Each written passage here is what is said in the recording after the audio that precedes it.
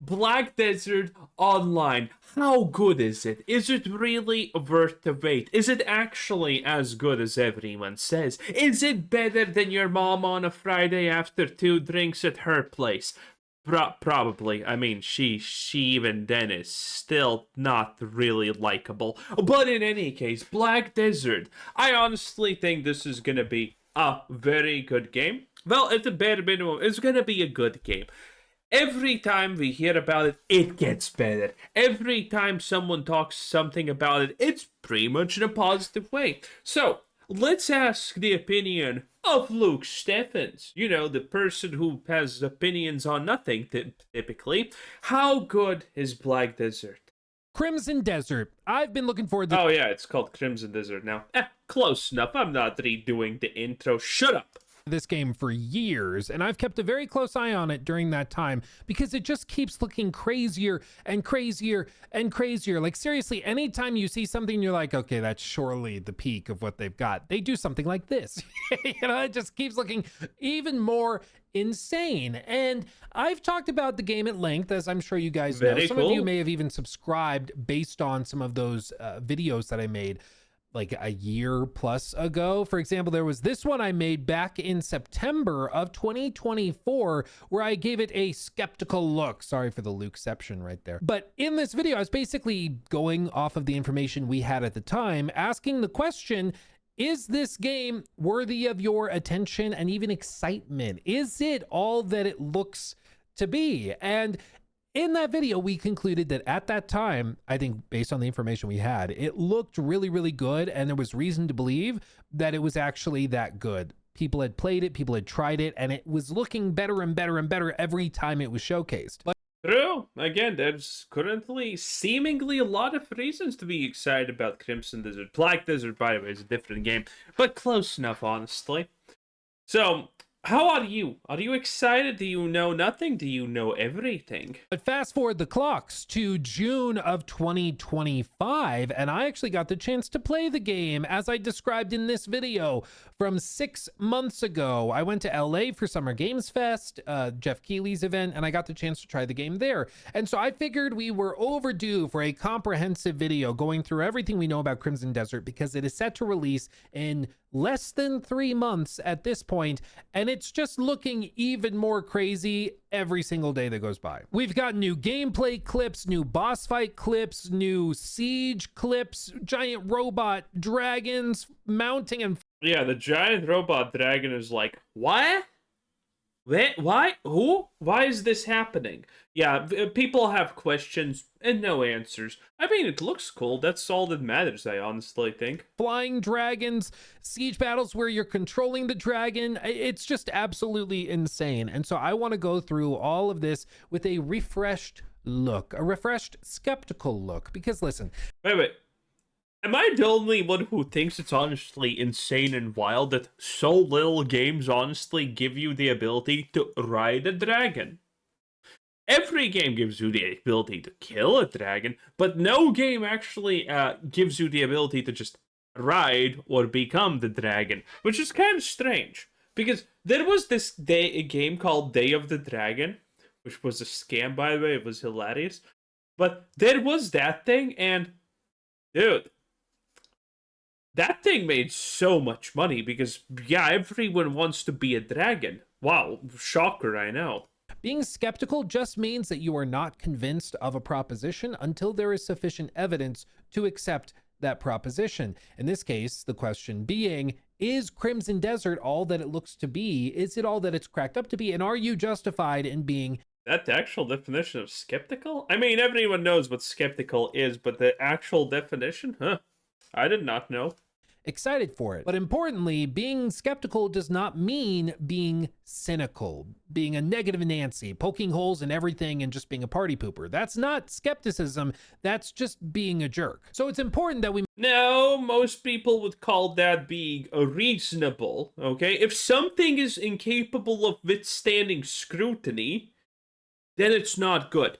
Then it has obvious flaws. Anything that cannot withstand scrutiny is by inherent definition flawed. or bad in those cases. Now it depends on what kind of scrutiny it is, because on one hand, yeah, you can literally judge My Little Pony Friendship is Magic, the MMORPG that's 10 times better than World of Warcraft, on how many dragons you get to slay in it.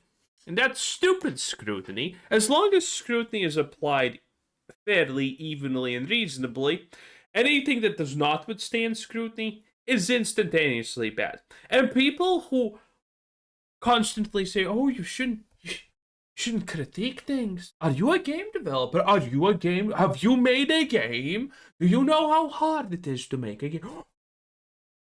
Mouth breathers.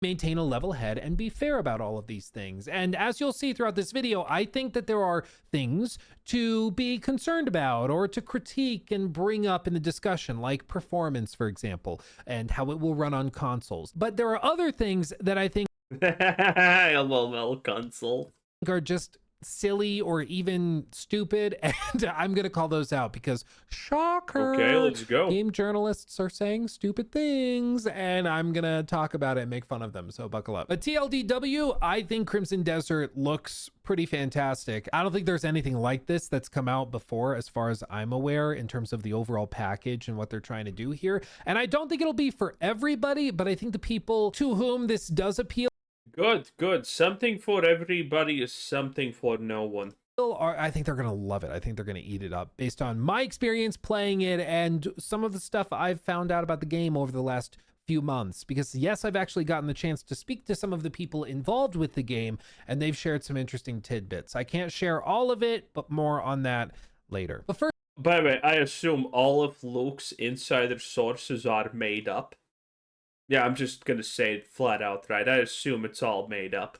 Desert was actually revealed 6 years ago, as you can see, November 22nd of 2019, and it was revealed as an MMORPG, which made sense because the guys behind the game are Pearl Abyss, the same developers as Black Desert Online. Okay, manly men. Line. So it made sense that they were doing another MMORPG that was taking what they learned from Black Desert. The one woman we saw looked womanly. And then evolving it into this new standalone game. But what immediately struck people when they saw this trailer was how much it looked like a single player cinematic narrative game. I mean, you're looking at the trailer right now. This looks much closer to a God of War, for example, than it does to your standard MMO No, it doesn't. God of War is completely gay. PG, and you can certainly see the inspirations that they took from it. And over the years that followed, it just kept building and building and building. And the developers have been very transparent about it, that they were building an MMO, but then they realized at some point that the game really, the way they've described it to me at least, was it was like it wanted to be a single player game. As they were building it, they set up these set pieces and boss fights and cutscenes, and it just was growing into a single player game. So instead of forcing it into Wait. I'm sorry. That was that a woman? And cutscenes, and it just was growing into a single player game. So nice. Instead of forcing it into an MMO package, they decided to embrace what it appeared to want to be, and they decided to shift focus and intention from MMO into single player. And that's how we got the version of the game that we have today, which is an RPG that is single player. It's not focused on like narrative choice and consequence, but rather on gameplay choice, consequence, and variety. It's going to feature huge set pieces, a massive open world, all sorts of boss fights, no doubt. And even ones like this, as you can see here, this is a boss fight that's showcased in this trailer from 6 years. Yeah, a lot of things. Dude, if this just ends up being Dragon Dogma 2.5, I'm kind of going to be okay with that, honestly. Dragon's Dogma is a great game. Ago, and you can see it's the gigantic white Yeti looking thing with the antlers. And it was actually something that seemingly has been preserved in the game, and we have seen it recently in some gameplay reveals that have happened over the course of this year. As you can see, here he is right there. He's still in the game, or at least a version of him is. And maybe there's multiple of these boss fights around the map of this particular type of enemy. Maybe that's what it is. And as you can see, they call him the White Horn, but maybe he's just a singular boss fight, or he's like a breed of animal and creature you can find throughout the map. I'm not sure, but he does seem to still be here, which is exciting because some of the other little boss fights they show in that trailer from 6 years ago look really, really good. Like this one where the chained up monster is throwing you around the banquet hall looks absolutely crazy. And so I'm excited to see. Okay, I'm not gonna lie, the teeth though look kind of off for everything, by the way. The teeth just, they have large gaps. Absolutely crazy. And so I'm excited to see if this is still in the game. I would imagine it is. They spent a lot of time and effort building that, I'm sure. But this is why people got excited. They saw all of this, and as it transformed into... By the way, will we be able to purge the world of the unworthy? You know, for example, orcs or whatever this is. Okay, listen. A little bit of a crusade never hurt anybody. Sure, but this is why people got excited. They saw all of this, and as it transformed into a single player game, they just got more and more excited because it looked absolutely mad. It looked crazy. Like, how are they even doing this? Like, you just don't see games like this coming from studios that have never made a single player game like this before. You know, it seemed too good to be true, which is a phrase that comes up a lot when we discuss Crimson Desert because there's just so much going on. For example, they dropped for example, the Chrono Oracle, Chrono Odyssey, or whatever that game was called, where you have time manipulation things. Yeah, that thing, too good to be true is often, well, it's often just fake, let's be absolutely real. Most of us know that things that are too good to be true typically require a lot of salt to see if something happens. Gameplay trailer at Gamescom 2023, and in this they showcased combat, they showcased open world exploration, they showcased like arm wrestling in the game, and every time they cut to a new snippet, there was some new mechanic or element being shown. Like, again, physics. Okay, this actually looks like snippet. Okay, so this looks actually in game because you can see how this falls apart. Look, some new mechanic or element it gets hit being shown. Like, again, boop, and then in an instant. So you know that this is actual gameplay, not some kind of Witcher 4 tech demo bullshit. You know that this is actually real. Because this is how they make physics. Or it instantaneously collapses the moment it gets hit, and then it does it. So, interesting. Physics with full destruction of towers and buildings, and it's just absolute madness. Again, too good to be true. That was the feeling a lot of people had, is it just was like, how is this a real game? And that, I think, is a very natural feeling and reaction to have when you see something like this. Again, the horse animation is phenomenal. The open world looks insanely huge and detailed. Yeah, I mean, the thing about this is probably the fact that easily this is believable. This is believable enough. Okay, this is, I don't know, it's just done in a way that I believe, yeah, this could actually be real because of what they are showing, how they're showing it. This isn't like some kind of Star Citizen or Ashes of Creation scam. It's madness. And I think that that's justified, a justified reaction. But what they did in response to that skepticism was exactly what studios should do. They said, oh, you don't believe us that this is real? Bet. Go. Check it out. Here's the game to media, to influencers, whoever, whatever you want to call us. They let us go and play it. And so at Gamescom, at Summer Games Fest, at I think Tokyo Game Show, at a lot of these award shows, they've just given people the chance to play demos of it for 30 minutes or for an hour or more.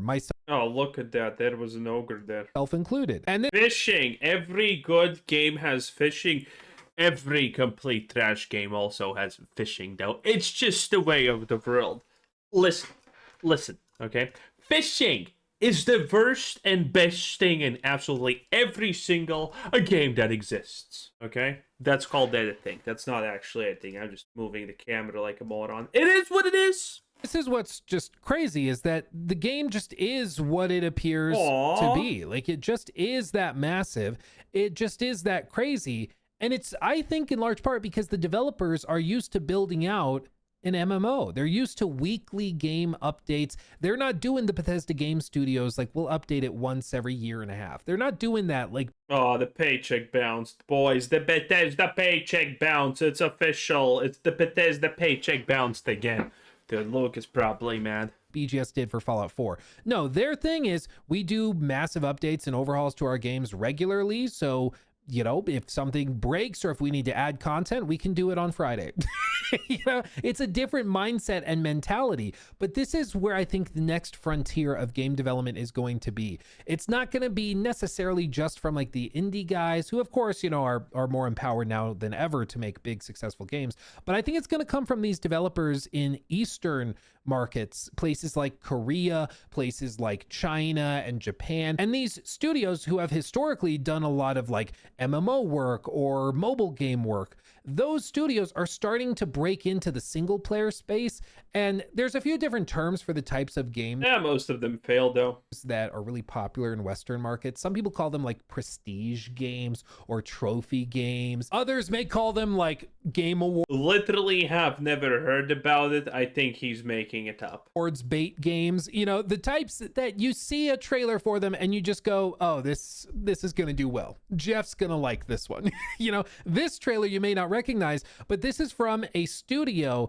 that previously has done like no work in the single player space. They've made mobile games for Chinese markets, but they have decided to break into the single player space by making a game called Blood Message that straight up just looks like God of War meets Tomb Raider meets Uncharted. Like, it's absolutely crazy, and it's coming from a studio Oh boy, good old Mongolia. that previously has done nothing of the sort, but the production value is insane, and it's because there is a lot of amazing talent in Listen, if it's China, it's probably fake. I'm just gonna say it outright, boys. Okay, listen, if it's from China, it's probably fake. It is what it is. Korea, in China, in Japan, all over the world, of course.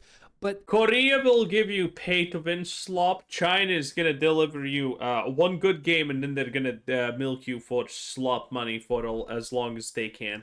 those studios have pretty much stayed focused on these more gotcha heavy games, the mobile games, the MMO games that are really popular in those markets. But I think Black Myth Wukong and others. Oh yeah, I have seen this, I think. Yeah, this shit is as fake as it comes. I think I have seen it, yeah. This is all fake. This is not real gameplay. This is fake. Successful games, at least that are looking like they're Yeah, this is as fake as it gets. This is completely fake. This is not a real game. This is literally just pre-rendered bullshit. going to be very successful, like Phantom Blade Zero. They are really exciting investors and those studio heads, and showing them, you know what, no, we could show what we can do. We can showcase our talent, put it in this different package that appeals to Western Yeah. This will, yeah, I have seen that. It's fake. markets, I think, a lot more than like your typical gotcha game that might be popular on mobile devices in China. And I mean, the production quality speaks for itself. And so this is not an isolated incident when we're discussing Crimson Desert, okay? Like, Crimson Desert looks great, absolutely, but to anybody who's like, this is totally unprecedented and nobody could ever do this after doing other types of games before, no, it's actually becoming more and more common, and I think it's going to be even more common over the next 5 years, as a lot of studios, I think, will break away from those mobile games and the MMO stuff, and they'll start to break into single player game development. And it's going to make a lot of Western studios look like they're not even trying. Because seriously, just I don't know. I kind of doubt that. look at this. It's Because, okay, listen. So, finance dictates that this is impossible. You know why? Unless you're getting a Black Myth Wukong type of a hit, this is never working. Okay, I'll just be real. It's never gonna work.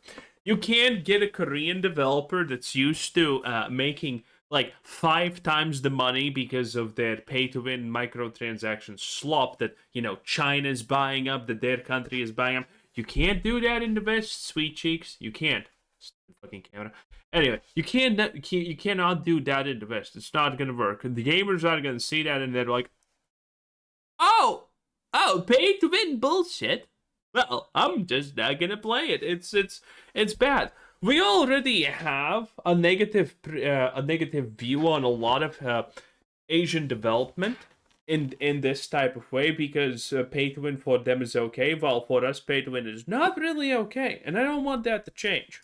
Madness. But this brings us to perhaps our first critique, which I think is totally fair to bring up, okay? It's a very valid concern. Is it? That a lot of people have brought up, including myself, and that is simply performance. A lot of what they showcase in all of these trailers and gameplay clips looks beautiful, looks really good, but it looks like you need a supercomputer to run it. And there's been snippets of gameplay shown that appears to be running on console, and you can start to see a lot of artifacts of like upscalers such as FSR, for example, and they struggle. You know, it's pretty clear that it's probably relying a lot on those upscalers. Now, they've not said what they're targeting in terms of resolution and frame rate, and my understanding is that they will not communicate that until the game has gone gold and they start really working on like the day one patch effectively. So we probably don't hear about those targets until January at the very earliest, maybe even later. But that's very normal within development. Of course, they have like their lofty goals of what they want to achieve, but they're not going to make any promises until everything is gold and locked in. But what we do know is that the game is very particle effect heavy. It has a ton of physics simulation. It has a ton of NPC simulation. All sorts of stuff is going on all the time, whether it be loading new zones or the traversal from the sky islands down to the surface of the map. It's just absolute madness. That is very CPU intensive, no doubt. I mean, again, even if you just look at this one shot, how many NPCs are present on screen? It's wild. And this particular gameplay, even though it was shown on the PlayStation channel, this actually does say that it was captured on PC, which is probably why it looks so damn based. Again, I literally could not care less if PlayStation and Xbox can't have this. good. Looks very good. Hey, I bought my new computer, what, not even 2 months ago at this point? I'm okay. It costs like 2.5K. I got the shit in here, okay? But I do think it's fair to wonder, how is this gonna look and run on a PS5 or, God forbid, a like Xbox Series S? You know, it might be a little rough. And the draw distances are crazy, no doubt, and I think that they know what they're doing, but this is a very ambitious game, and it's probably gonna be heavy. But here's where I will raise one important note that I think is crucial to bear in mind whenever we talk about something like this game. When we think of open worlds with stuttering issues, with really blurry rendering, and that struggles to run on lower end hardware and base level consoles, we often are thinking of the stereotypical Unreal Engine game, for example. It's true that open world games like Star Wars Jedi Survivor ran really poorly, and even though they might have looked really good on PC, they didn't scale down very well. But this is where it's important to remember that this game is built on their very own proprietary engine that they have built from the ground up specifically for games like this. They've actually posted what are called dev archives. Okay, that actually sounds incredibly good, by the way. The fact that they already have solutions for this because it's a new engine that does stuff. There's a reason why, you know, Cyberpunk 2077 was the way it was. It was an engine designed to do the things that it did. So, this is a good sign. Hopefully it's not the, you know, Cyberpunk 2077 launch, but you get the point. And it's been a while since they did them. This one was posted 5 years ago in December of 2020. But as you can see, the executive producer, Dial Kim, I believe, discusses a lot of the stuff that they're doing when it comes to engine overhauls and what they're trying to do to get the game running. So effectively what they did back when they began this project was they sat down and said, what do we want? And they said, we want to have crazy long draw distances. We want to have seamless loading between zones. We want to have volumetric clouds. We want to have realistic day-night cycling that yes, words that I actually do not recognize. The fuck is volumetric what? Filters through the clouds down onto the... Listen, I'll be absolutely real, boys. 60 FPS. Just give me 60 FPS. The more the better, okay? I don't give a shit about all of this. Just give me 60 FPS plus and I'm okay. I'm cheeks. Terrain. So they sat down from the start and then literally built the engine around what they wanted to do, taking learnings from Black Desert Online and things that they had built for that engine and what they were doing there. And then they're able to take pieces of it and evolve it and shape it and craft it into what they needed it to do for this game specifically, which is just not really a thing that happens in the industry ever. And the reason they've been able to do that is because they got that sweet, sweet MMO money. I mean, that MMO money is good. It's True. damn good. And they've taken that money and they've used. I mean, the whole MMO that they still have, by the way, is literally just a giant money sink for Veils, and yeah, so they have that money. Used True. it to build this game, taking way longer to do it than pretty much any other studio would be able to justify. But that's why it's also important to remember that when we look at something like this, if we put it through the lens of Unreal Engine, yeah, it's probably gonna run like ass. But when you remember that it's a proprietary engine, that rule does not necessarily apply. It could still run like ass, but it's not going to be the same type of ass that's produced with Unreal Engine, you know? Yes, makes perfect sense, one might even say. Oh, I realized I was saying ass a lot, but I kind of got too deep into the turn of phrase. Sorry, not sorry. It is what it is. Moving on. What we also know is that as time has gone by, the game has only continued to look better and better, run better and better. And what's really interesting is if you go back to September of 2024, around the time I made my last Skeptical Look video, they dropped 50 minutes of early gameplay where they were just like, look what the game is. You think it's too good to be true? Look at what it is. Just 50 minutes, enjoy. Which again, I gotta really appreciate it. It shows like you're confident in what you've got, and it instilled. True. This does not sound, smell, or look like one of those. Oh, here's the review copy, but it's an embargo, and it's only lifted 5 minutes, and when the game launches, so no one can see our slop. This is how they typically do it. The fact that these people, like, again, I remember Starfield when Starfield was about to come out, and there were the gameplay videos of it where you literally saw 0.5 second compilations of clips of things happening because Bethesda knew Starfield was bad. Yeah, that thing. People called me crazy for doubting that stuff and calling it bad, but here we are. I was right. They were wrong once again. A lot of confidence. I mean, it did 1.2 million views on a 50-minute, not crazy flashy or anything, not heavily edited or anything, gameplay preview. Like, it's crazy, but it's because a lot of people have gone back to this and have looked at it with excitement because it just looks really good. And again, it shows that this is real. It's not like they chose very particular snippets of gameplay to frame the game as best they could. They just show you what the game is like. And even now, I mean, seriously, the draw distances are crazy. When we talk about open world games, you often want to look at like sight lines and what you see in the distance. I see that. I'm like, oh, is that a castle or a fort? What's over there? And then players will look over here and be like, oh, what's that on top of that hilltop? I wonder what that is. This is how you get players to just lose themselves in open world games. It's why I think it's crucial that open world games are easy to play, easy to get lost in, because that's the magic of them. When you build a world that's immersive and captivating, players will not only want to spend time in there, but if you've done a good job, they won't really have a choice, you know, because they'll start playing and then they'll get distracted with, ooh, piece of candy over there. Ooh, there's a quest giver that's telling me about some bear that jumped them in the woods. I'm going to go take care of that for them and get a reward, you know, or, oh, I'm walking along. Ooh, I found some lavender. Let me pick that lavender because I need that for a potion later. Stuff like that. And it seems like they're taking all of those learnings from Black Desert Online and the MMO side of things, and they're bringing that volume and complexity of systems and putting it into a single player game, which is just not something you typically see. But that's why I think it's going to be crucial for expectations to be set properly for the game and for people to go into it with an open mind that this game probably will not play like your traditional Western. Right, well, what do you mean? This sounds like a nothing burger. Like, come on. Oh, what is this expectancy? Oh, you need to expect. Dude, okay, listen, this does not seem like that type of problem. This does not seem even close to that type of issue. You know, when people expect one thing, but actually it's different. We call that a bait and switch, by the way. We have names for it. And this does not look like that type of situation. I ain't gonna lie, boys. It does not look like that type of situation, which makes it, well, better, obviously.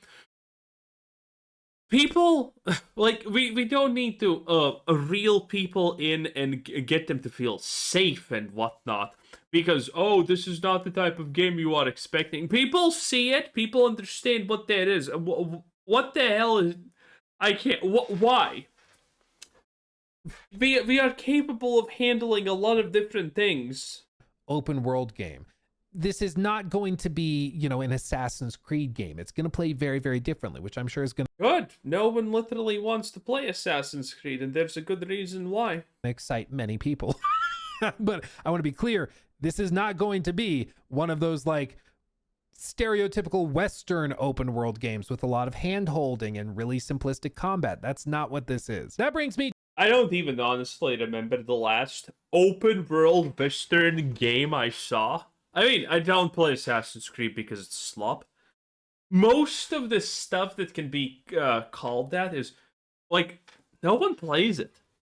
We are so done with the open world hand-holding stuff. What do we currently have? We have Elden Ring that's open world.